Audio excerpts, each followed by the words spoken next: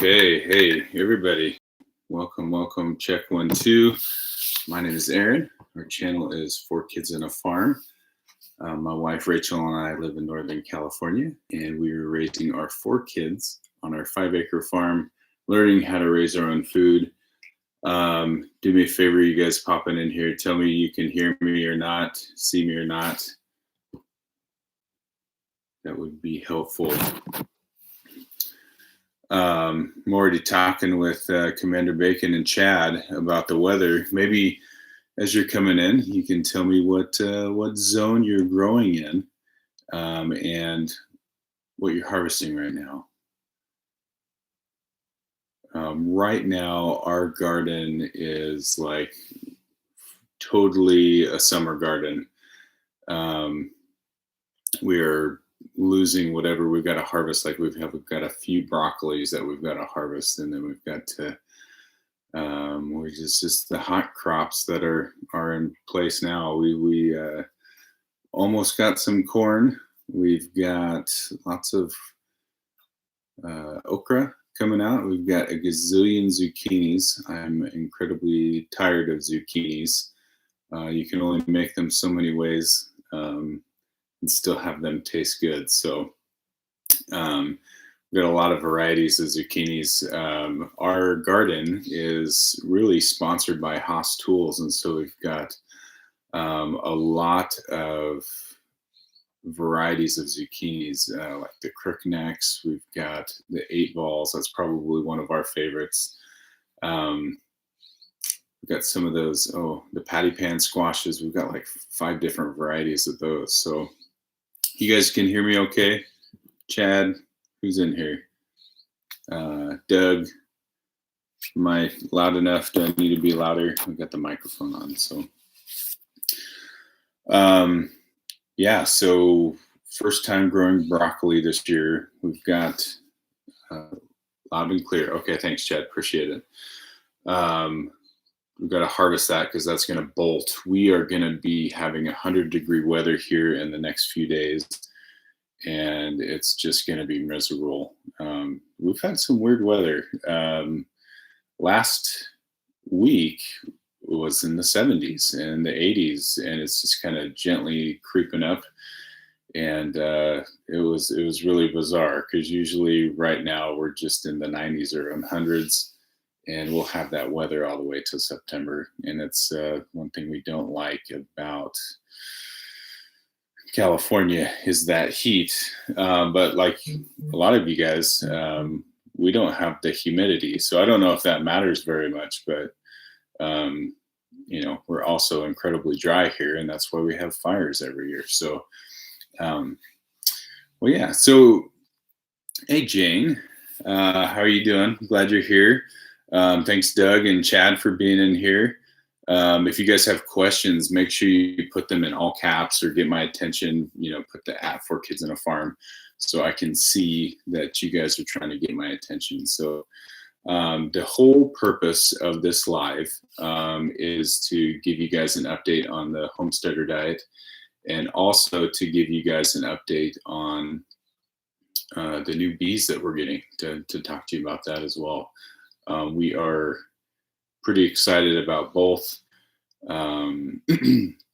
Rachel is in the room with the kids. She's busy with the kids. So as soon as we start talking about bees, she's going to hop in here with you guys, and we will talk to her as well. So, okay. So let's see. Kind of gave you the update of the garden already. We just planted, we harvested a ton of potatoes, probably like 1/6 of our potatoes, and that was really for my consumption. They could have gone a little bit longer. We are trying to decide what to rotate potatoes with. There's a few rows in our garden that we're trying to get. You distracted me, Doug. Those are lights, not my antennas. So yeah, we have, what was I saying? Oh, some garden beds and some rows that we've kind of got to rotate something in there. We just planted some new corn. I really, really wish I had some corn for my diet. We've got some Jimmy red corn, which is a grain corn that is so close to being done, but I don't think it'll be done until next month. So super bummer there. But the timing of this homesteader diet it's what I decided to do, and it was for the intention of really finding out what we lacked. But yeah, so we've got some empty spots in our garden that we're trying to figure out what to put there. So let's see. I can also update you about our animals. Wait for a few more people to get in here before I really give you the update of the homesteader diet. All the animals are doing really great, actually. We're out of spring. Summer, a lot of things aren't happening with our animals. They're just kind of like us, trying to survive the heat. And we're trying to keep them all alive. We're growing out some turkeys to butcher here pretty soon. We've got a lot of new ducks that have just kind of become adults that we really, really enjoy our ducks. We've got some new silver apple yards. We've never raised them before. And we've got some blue Swedish ducks. We've never raised those before. And those are supposed to be some excellent homesteading animals. Ducks, kind of dual purpose ducks, and they're really calm, and ducks are just so fun for us. We just love them. Chad's asking, how is the big pond? Ooh, okay, so we do have an update coming this week. The pond is doing fantastic. It's holding water really, really well. We do have to supplement the water a little bit. We don't get rain here in Northern California between really May and October.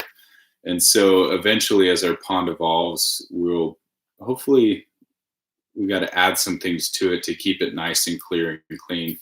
But we have living things in our pond, which is so cool. We didn't really think that we'd have anything besides mosquitoes. We went as a family to go get some fish to update them, and we'll have a video about that coming out this week. But really, really fun. The kids are having lots of fun with the pond.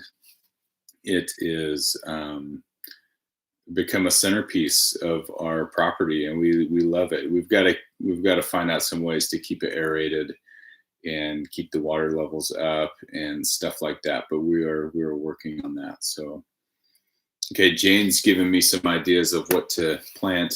Okra, peppers. We've got some peppers that we will plant. We've got some peppers growing right now, some poblanos and jalapenos, and we'll get some other bell pepper varieties and some pepperoncinis that I want to can. We'll put those in the garden here pretty soon. Squash, yeah, we probably should plant some more squash. And we've got some glacial sweet corn. I think that's what it's called, from Haas Tools as well, that we're growing. So really excited for those. So yeah, thank you for those ideas. Also, we got some new melon varieties that we want to put in our garden that we're pretty stoked about. A mini kind of cantaloupe that we can trellis really easily that I'm excited about. So Mulberry Branch, you're in Indiana. Okay. Yeah. So the humidity, I know it matters. That does make it feel a lot hotter and sweatier, huh? Sorry about that, guys. Yeah, we're all just trying to survive in the heat. So I will give you, Doug, if you don't stock fish somewhere. Oh, Doug says, ponds are so interesting. If you don't stock fish, somehow fish still get in there. Usually eggs are stuck to birds' legs. Pretty amazing. Yes, and if you saw our last video, yeah, it was the potato harvesting video. Cade found a crawdad, that's what we call them here, crayfish, in our pond. And we just get other people's water during the winter. There's no other inlets. There's not a spring that feeds it or anything like that. And there's a crawdad, So really crazy how nature, God, all that stuff, you have a new habitat, and if you build it, things will come. We've also heard the same thing about like reeds and stuff like that will get stuck to ducks' feathers, and as they visit pond to pond, it'll just kind of habitat itself. So habitat itself, whatever that word is. So yeah, where did you come from? Yeah, when we found that crawdad, it was just like I thought those only lived in creeks, like running creeks all the time, not our dirty little pond. So we also need some ideas. We're trying to clarify the pond. We've put some gypsum in there. We've got some enzymes that we've put in there as well.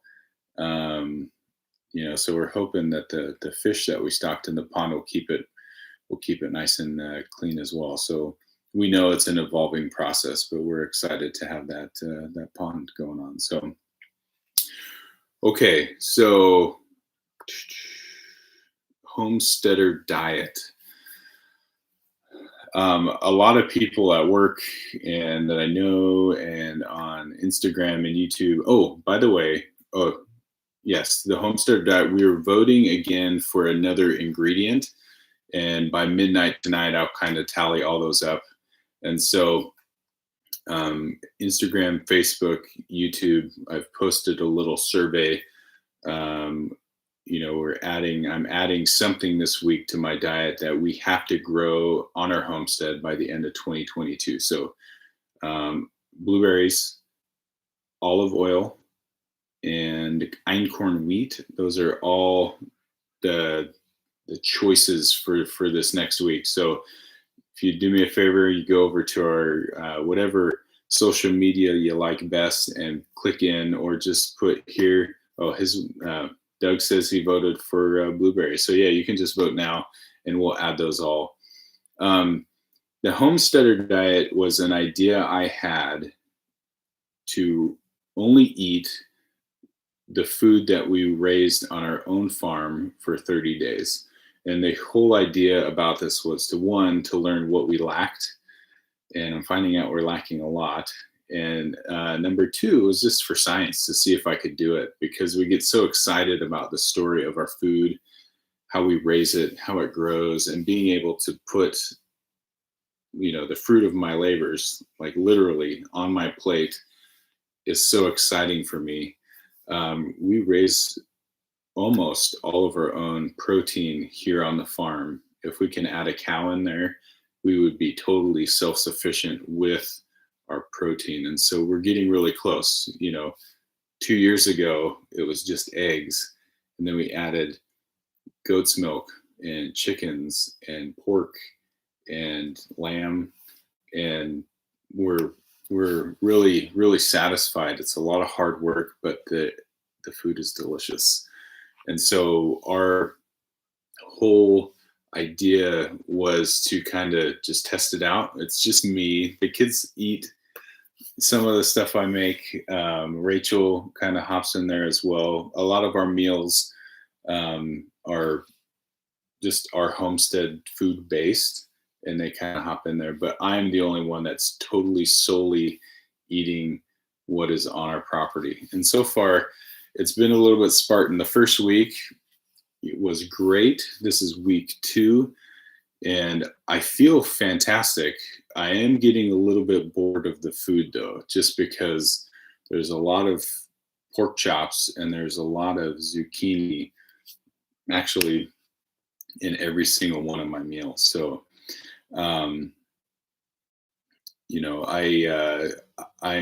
I thought I misjudged. I thought at this point I'd have a lot more variety.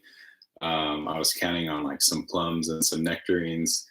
I was counting on some corn. That corn's not going to be done, but I'm sticking to it.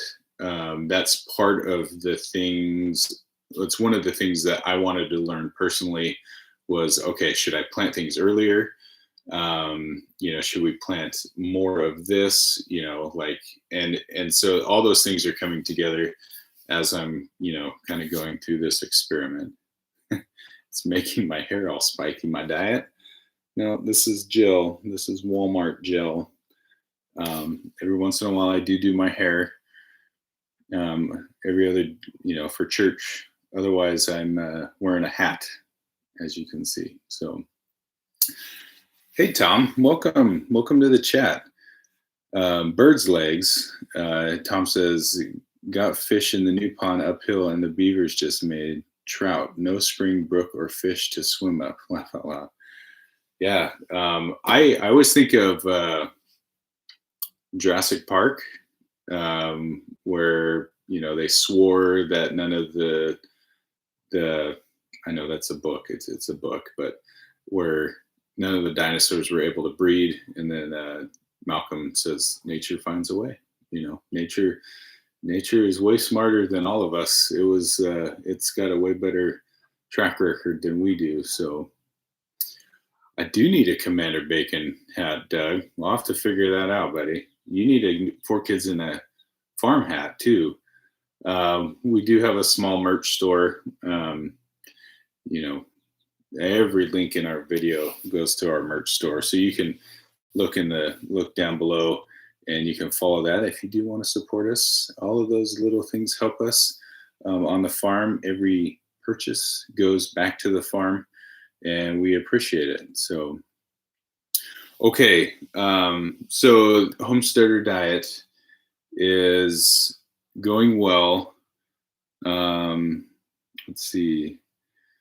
If you guys have zucchini recipes, I totally need that. The other problem is I counted on butter. Now, if you guys have been following our cow journey with our cow Patty and Cece, our 2 Dexter cows, the milking is going great, with one minor problem. We're not getting enough cream. Actually, probably getting none. It's all being held back to the baby, which is speaking of nature, is an amazing process, because we could milk our cow and we can milk her dry, but still see that she's holding back milk for Cece. And so we've been made aware that we probably won't get any cream until we wean Cece off of Patty. But one thing in the diet, I was really, really banking on having like butter and cream for my diet,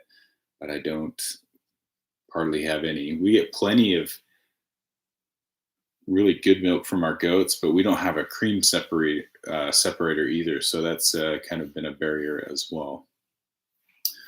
Okay, gonna answer some questions.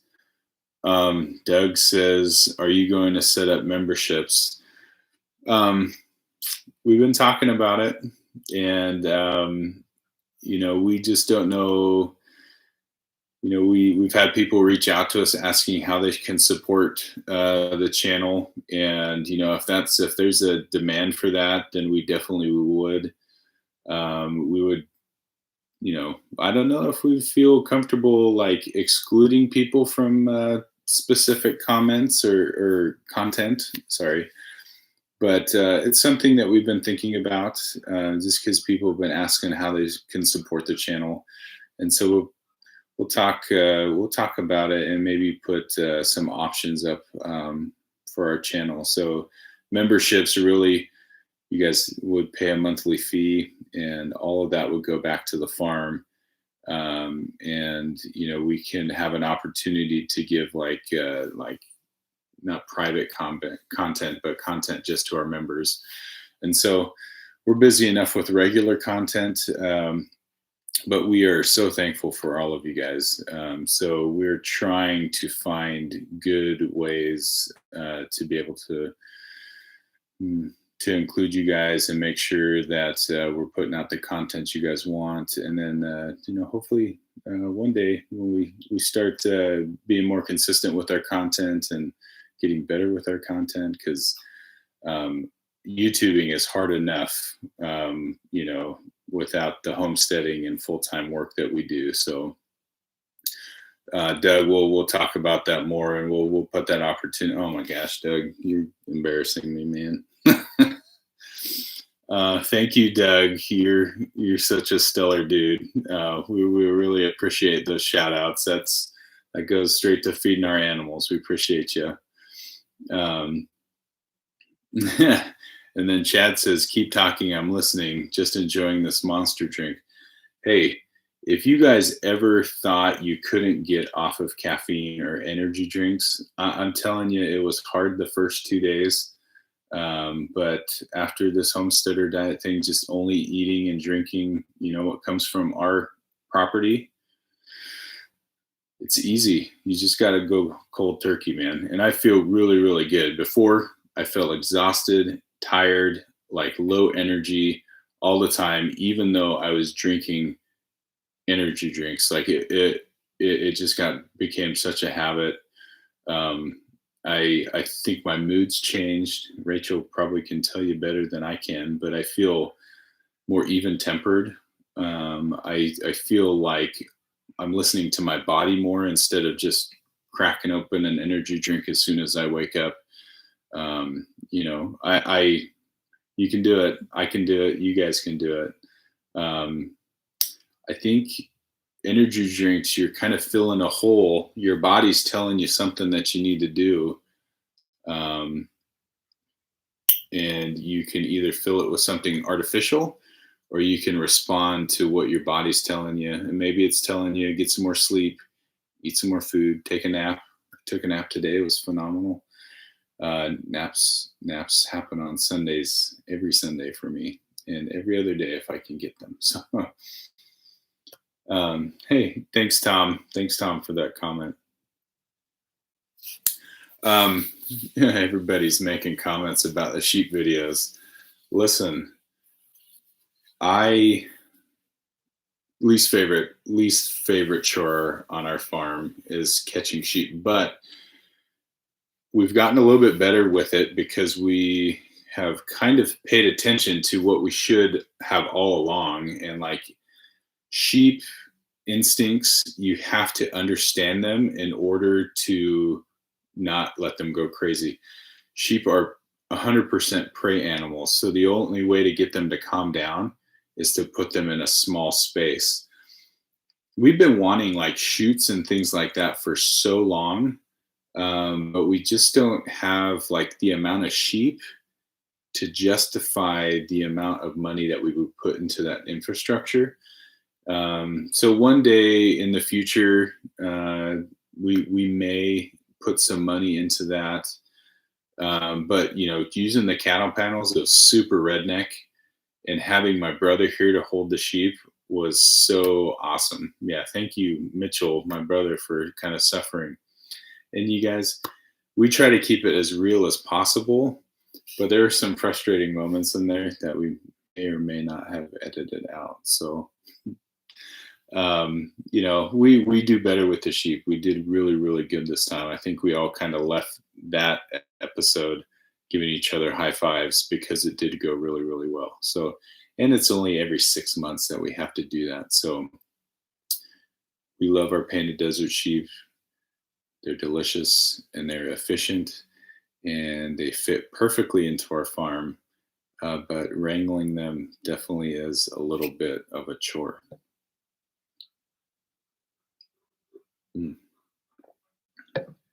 Okay. Any questions about the homesteader diets? I'm going to kind of call Rachel in here because we want to talk about our bees. This is something that we are like fully diving into with, and that's kind of how we have done everything on our farm, really. If we want it, I get it and I bring it home. And then we just kind of figure it out. And it's really, I don't know of a better way to learn than to just get in there and figure it out.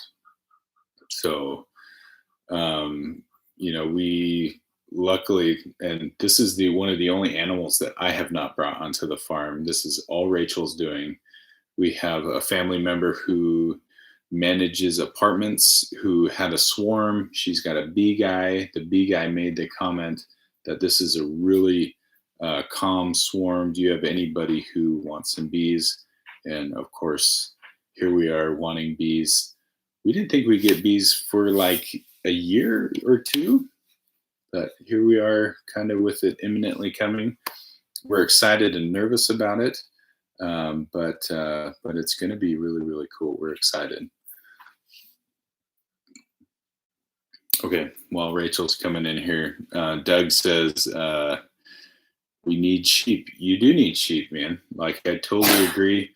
My recommendation is hair sheep, Katahdins, or LaCroix, or St. Croix, or black bellies, or painted desert sheep, unless you really want wool. But I heard wool is not even worth it.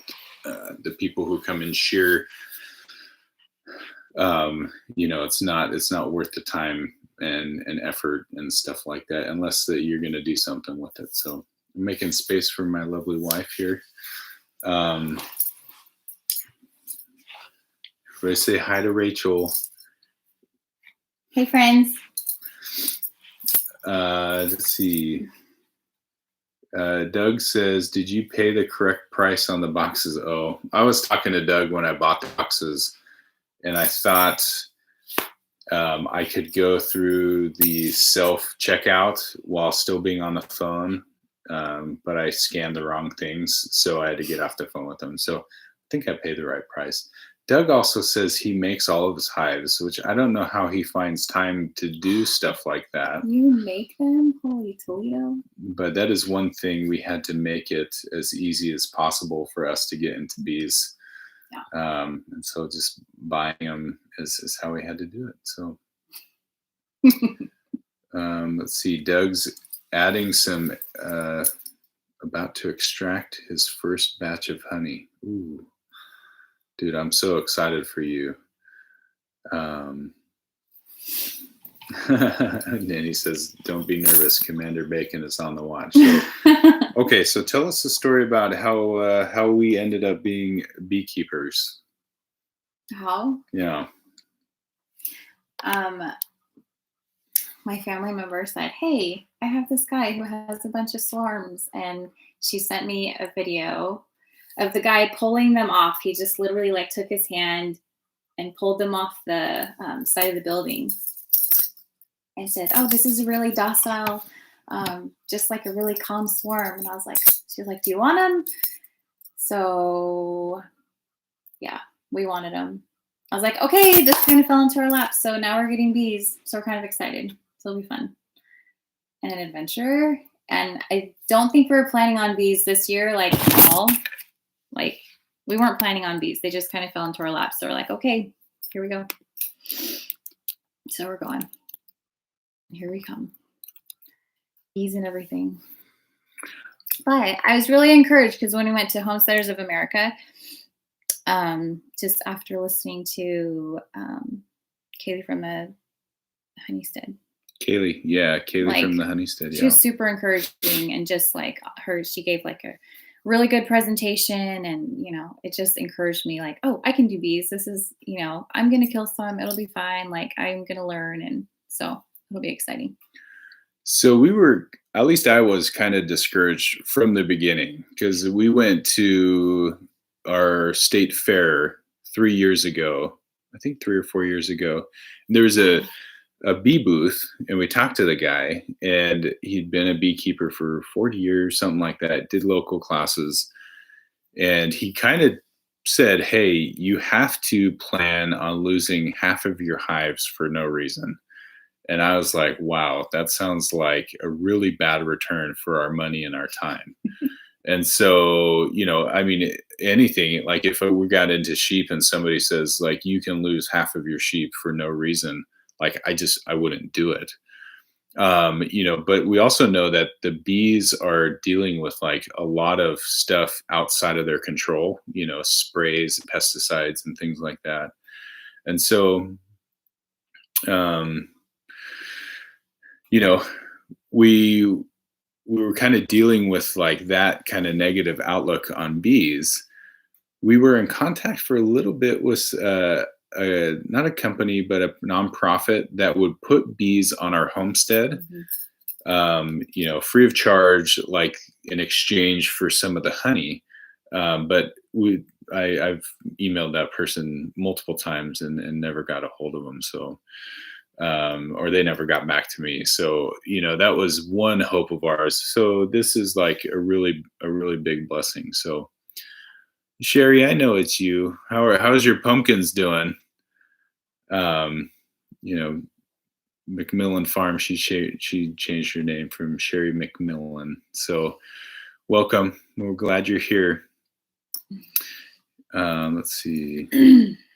Okay, Chad's given us beehives to look up. Yeah, we'll check them out. I can't remember the company we got it from, but it was from Tractor Supply. It was like pre-boxed. It's a company from Salt Lake City. So we thought at least we're getting something made in America. So anytime we can do that, we'll do that. Yes, Chad,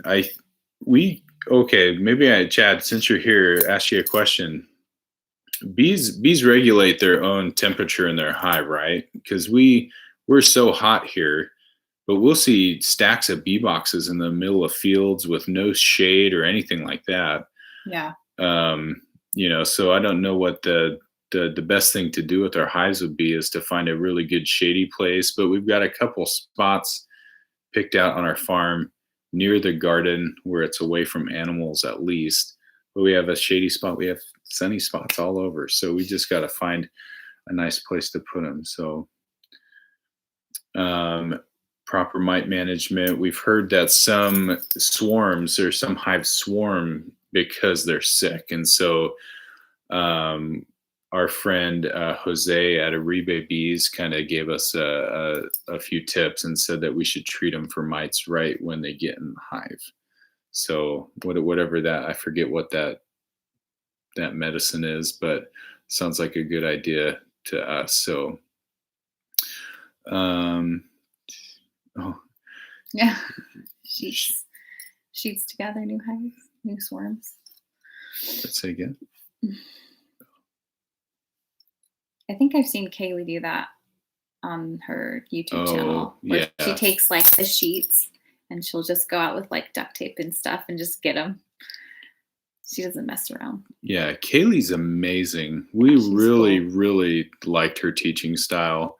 A lot of people will say, this is the only way, but she said, this is how I do it. There's multiple options. And so, we don't know what our bee style is right now. I mean, we try not to use pesticides and stuff like that on our property anyway. So we feel like this is going to be a safe haven for some bees, and we just want their honey, and we want their pollination powers, and we don't want their bee stings, but we know that you can't really get the honey without that risk. So we got to get bee suits too. I know. Can I get a cute one? Is there such thing as a cute? They have cute ones. Bee suit. It's cool. I've been looking at this. I've been looking forward to this day, guys. I've been doing it. You can get a bee suit then. Okay. A cute one. Okay. Let's see. No, I'm excited. Doug says you don't want shady. Okay. No. Well, we got some mostly sunny spots. Reading comments. Sorry, guys. Yeah, Doug, we'll check out that video, buddy.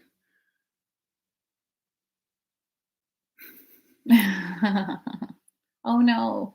Yeah, so we got the Langstroth hives is what we got. So I think that's kind of the most common, most recommended for new beekeepers. I've seen there's multiple styles, right? But we want quick and easy, especially when we're starting out. So yeah, we've got lots of bee things to collect, I'm sure. So luckily it's payday on Wednesday.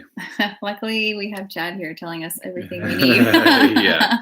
Thanks for that. Yeah, we gotta get a full list from you and email you or something like that. That'd be really, really cool. Check off the boxes.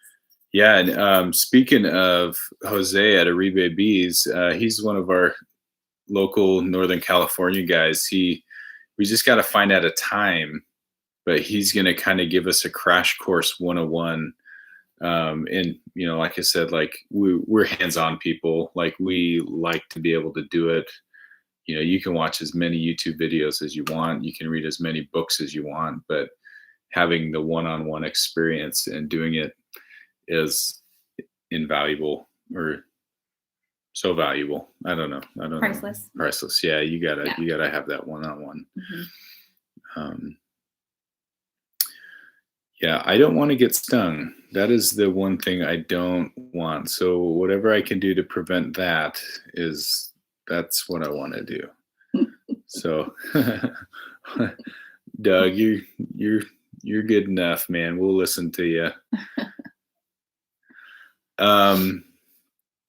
Yeah, we've got plenty of, our pollination in our garden is doing fine. I feel like it's doing fine. Oh yeah, I think it's fine because we have flowers and we have vegetable. Like we have lots of things. So every time we go out there, we see bees kind of hanging out in our squash flowers and stuff. And on it, we've got sunflowers, we've got zinnias, and so we have plenty for them to pollinate.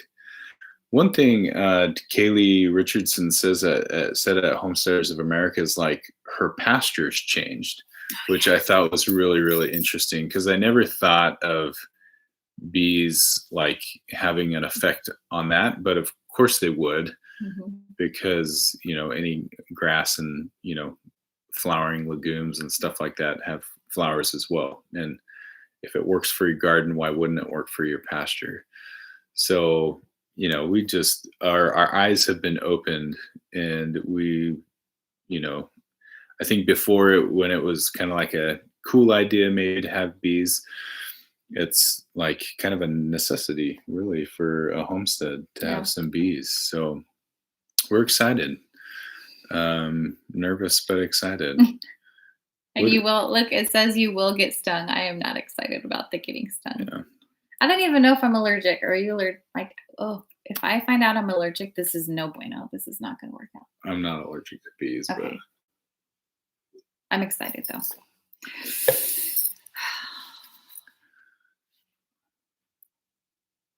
Your garden will go crazy with the bees there. Yeah. We're excited for that.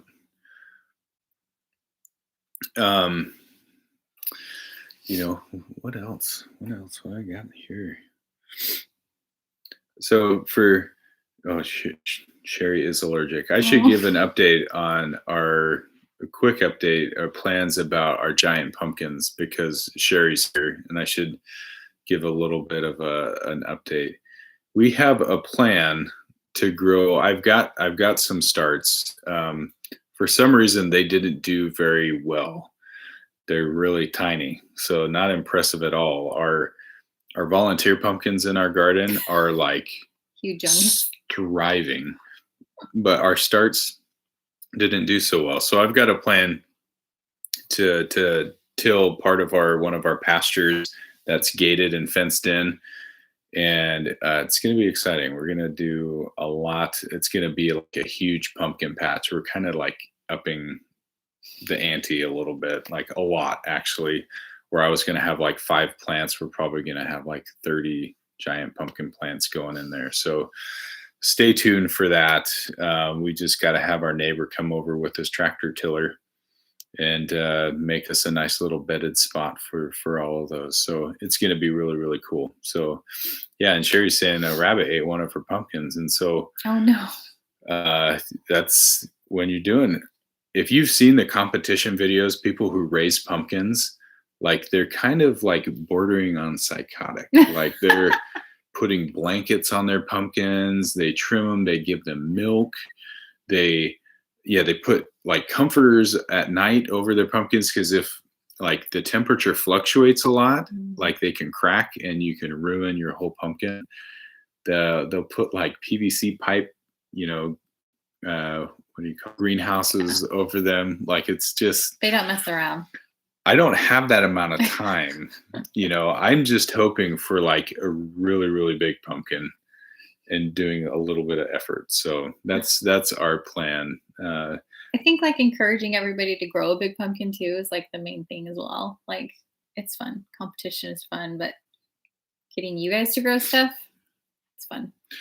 Yeah, and that's really Haas Tools like only motive really is just to get people excited about growing things that they've never grown before. So last year when we did the giant sunflowers, that was a really big thing. Like when you can have success with an exciting, giant plant, that kind of feeds, the habit to go a little bit further in your garden. And so, giant pumpkins, I mean, those are like, like if you've ever seen them, they're just like amazing. And exciting, and the garden should be exciting, and especially when we're raising a generation of kids amongst a generation of kids that may not know anything about gardening. A lot of our children's peers like don't know a lot about farming, and the trend is like they may know nothing in the future. They can order a giant pumpkin on DoorDash, but they'll never grow one. And so we're just trying to get that excitement going. And we're going to have like this huge, we're going to call it the giant Three Sisters garden. So we're going to grow some giant corn, giant pumpkin, and giant beans. And so it's going to be really, really fun. So look forward to that. We'll give you that little tidbit there, and it's coming. I promise. I'll hold up my part of the bargain. So, you guys, we hope you're all doing really, really well. We hope you guys, whether you have a homestead or whether you don't, we hope you guys are like happy, and we just really appreciate you guys being here. Oh my gosh. Hey, everybody, Amy Farewell's here. Are we saying your name right? Is it Farewell? We're totally butchering it. Yeah, we probably, or Farewell. Oh my gosh, I'm so glad you're here. I'm sorry I butchered your name. We appreciate her. Amy is amazing. She's in charge of Homesteaders of America, and I don't know how she does it. She's just phenomenal. That's the only, it's pronounced fuel. Okay, thank you. I will never make the mistake again. Homesteader of America is amazing. It's an amazing organization. She organizes so many cool people. And if you guys have an opportunity to go to Homesteaders of America in October, do it. It's going to be awesome. You should. Next year, they're going to have the smaller Homesteader of America. It sounds like it's going to be in Tennessee again. We were blown away. It was like the awesomest event I've been to in a long time. Rory Feek was such a good host. He was so good. And his little concert, and then his friend's concert the next night. Oh yeah, was the best. Well worth the admission we paid for Homesteaders of America. It was so cool. And just the community, is just everything. So yeah, I love it. I just love bringing all those people together and learning from everyone, and just like the energy is amazing. It just, you learn so much in just a weekend and get so inspired to just homestead. We spend most of our days feeling weird because of what we do, because we homestead. We have a milk cow. We have dairy goats. Yeah. We make our own cheese. Our kids are homeschooled. Going there, we didn't feel weird at all. We just felt welcomed. And even though people do things differently, we still felt the same. It was really, really cool. So fun. Yeah. Doug, you gotta go, bro. You gotta go. We'll see you next year. I'll message you when those tickets come out. So, well, what else? You guys have questions? Otherwise, we can say have a good Sunday. We just appreciate you guys once again for tuning in with us, giving us some of your time. Make sure on your way out, click that like button. If you're not subscribed, we appreciate it. All those things kind of bump us up in the algorithm. We are a small channel eventually we want to get bigger. Eventually, my dream is to be Justin Rhodes. Her dream is to be ballerina farmer. So we're working on those dreams. We're trying to be diligent with all the stuff. And you guys just liking and commenting and sharing these videos is so helpful. We just appreciate it. Thanks again, Doug, for your super chat, buddy. We really, really, really appreciate you. You guys are the best. Yeah, we love you. We found so many like-minded people through social media. So don't be like everybody else. Be you. Yeah, you're right, Amy. Thanks, Amy. We're just trying to set good goals for ourselves. That's all we're trying to do. So, all right. Well, you guys, we appreciate you. Have a great Sunday. Have a good dinner with your family. Take a nap if you need one. And we'll see you next time. God bless, guys. Bye-bye.